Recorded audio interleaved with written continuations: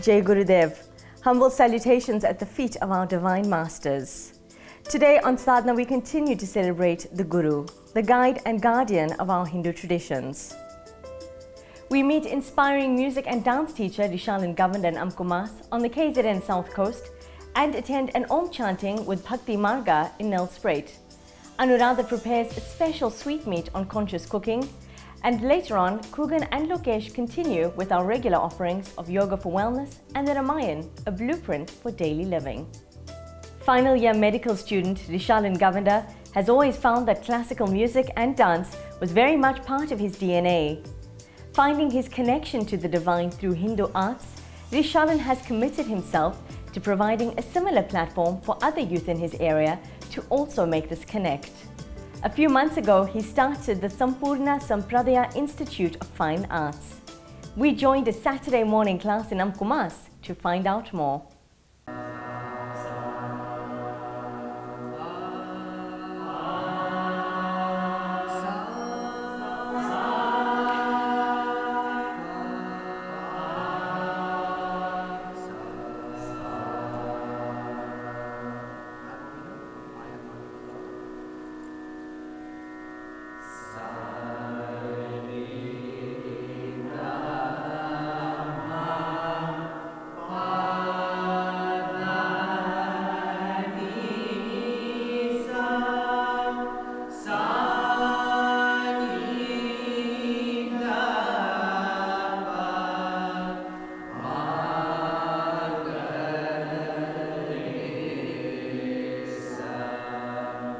Growing up for me was very exciting because we were always involved in temple and cultural activities, and how I actually got introduced to music was at a very young age. Firstly, when my mom went to India in about '96 and she came back with a whole lot of instruments.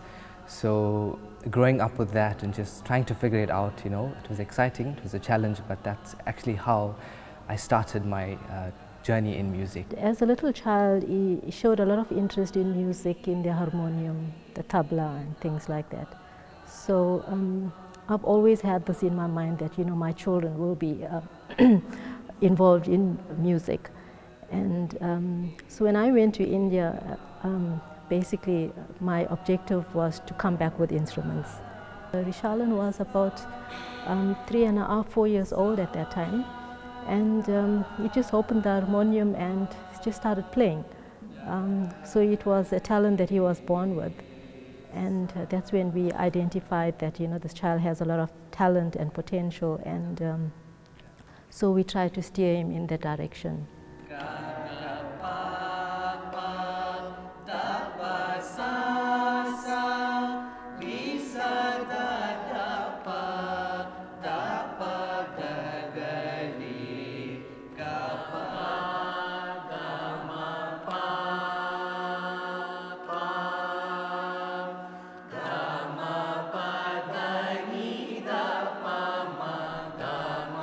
Both my mom and my father's side of the family are Sangam or Saivite devotees.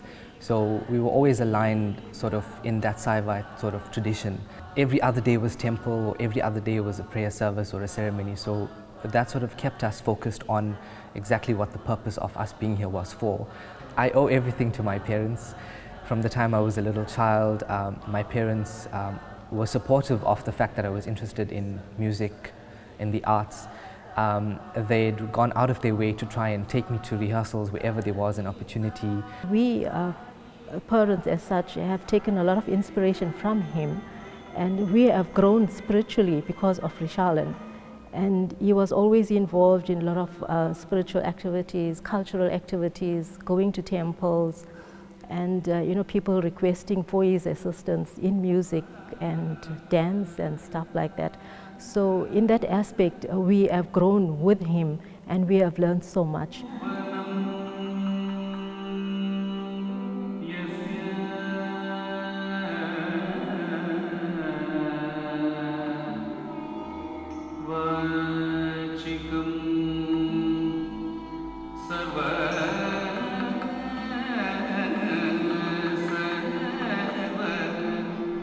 I started entering the Tamil Eisteddfods, and being a part of those events allowed me a lot more exposure.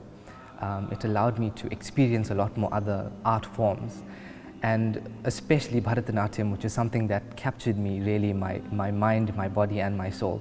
It was something that I always admired watching, but I never thought that I'd ever one day be a performer or somebody that's actually propagating the art.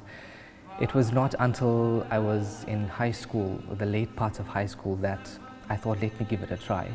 And thanks to my parents, my friends who were very supportive of the idea, I gave it a try and I absolutely fell in love with it, and I've never turned back since then.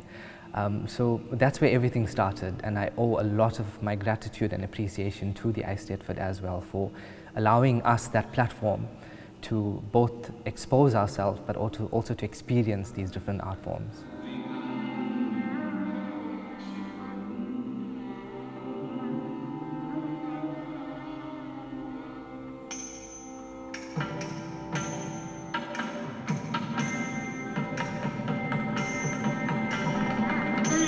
Basically, whatever I was watching on TV or seeing on stage through other performers was what I would try and simulate. And that's in fact how I actually developed the basics and the foundation that I had in Bharatanatyam. It was about 4 years later that I was actually contacted by Srimati Varushka Pata, who at the time was looking for a male dancer to play a role of Krishna in one of her productions. And as overwhelming as it was, I thought, let me, take advantage of this opportunity, and so that's when I actually started formal dance training with her in 2013. So I joined Natyananda and I was a student with her. She had molded me and groomed me into the artist that I am today. Growing up in the small little town, we don't have those opportunities here, we don't have those gurus and tutors here.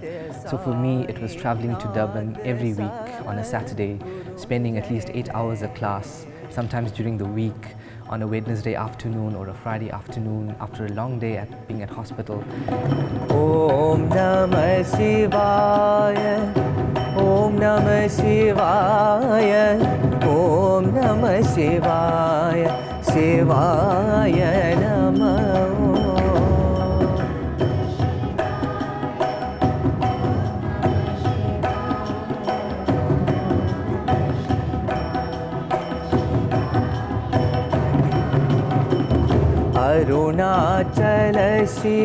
Part of why I've started this institute, Sampurna Sampradaya Institute of Fine Arts, is because I thought that this community has given me so much, and based on the fact that we don't really have a lot of opportunity here, so I thought it's about time that I start up something so that I can give back to the community and inspire young children who might have been in the same position that I was many years ago.